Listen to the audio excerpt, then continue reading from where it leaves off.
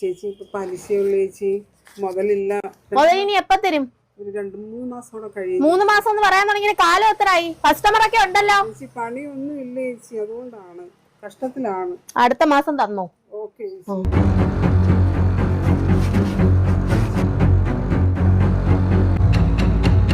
5 ലക്ഷം തരാന്ന് പറഞ്ഞിട്ട് 50,000 രൂപ കൊടുത്തു വിടാൻ നിന്റെ അച്ഛന് ബോധം ഉണ്ടോടി?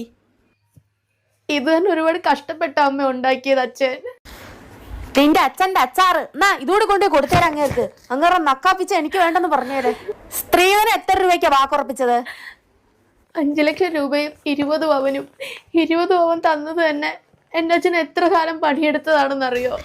20 പവൻ തന്നെന്നോ? ഇനി തന്ന 20 പവന് മുക്കുപണ്ടമാണോന്ന് ദൈവം തമ്പുരാൻ അറിയാം. ഇമാതിരി ഉടായ്പ് കാണിക്കുന്നവളൊക്കെ മുക്കുവണ്ടം തരാനും മടിക്കത്തില്ല. എന്റെ മോൻ എത്ര നല്ല ആലോചനകൾ വന്നതാ. ഈ മൂദേവിയെ തന്നെ കെട്ടിയെടുത്തല്ലോ.